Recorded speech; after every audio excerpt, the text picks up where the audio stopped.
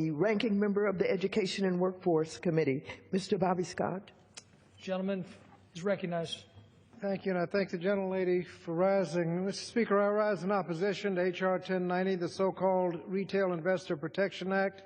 This bill puts an effective end to the Department of Labor's responsible effort to modernize a fiduciary standard under the Employee Retirement Income Security Act, or ERISA, that was implemented 40 years ago. As we all know, our country's retirement savings landscape has changed significantly since that time. 40 years ago, the majority of retirement assets were held in defined benefit plans and managed by professionals.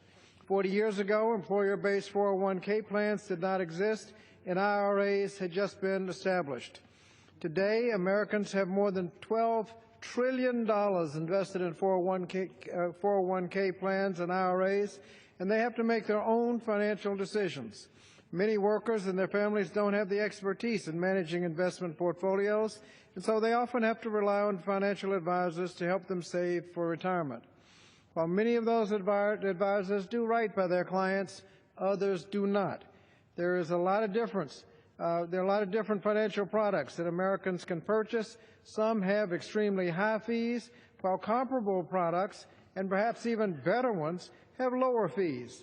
This current standard allows for unscrupulous advisors to give conflicted advice and push a financial product from which they will reap a bigger profit, even if the product is not in the best interest of their client. It is individuals with modest retirement savings, many of our constituents, who stand to lose the most from receiving conflicted advice. Now, National Public Radio recently conducted a series that in part highlighted how Americans are losing billions of dollars every year out of their retirement accounts because they're paying excessive fees.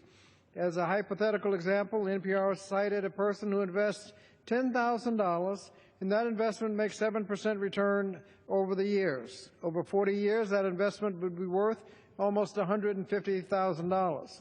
But if you've invested in a fund that charges a 2% annual fee, now you've cut the return down from 7% down to 5%, and over 40 years your investment will be worth about $70,000, not almost $150,000. That's obviously a big difference, and that's the kind of insidious erosion of retirement savings that the Department is working to end with their rule. Since April, the Department of Labor has been engaged in the necessary rulemaking process. The Department has informed us that over that time it provided the American public a total of 164 days to submit comments. They conducted 4 full days of public hearings and convened over 100 meetings. And that total doesn't account for meetings they've held with members of Congress. Now the Department is completing its work on the rule and is taking in account the thousands of comments it received. Here in Congress, we should just let them finish their job. Millions of Americans rely on financial advisors for advice on how to protect their hard-earned retirement savings, and it's about time that we ensure that those Americans are provided advice consistent with their best interest, not what would ultimately be in the best interest and profit for the advisor. I therefore urge the colleagues to defeat this legislation and yield back the balance of my time. Gentleman yields back.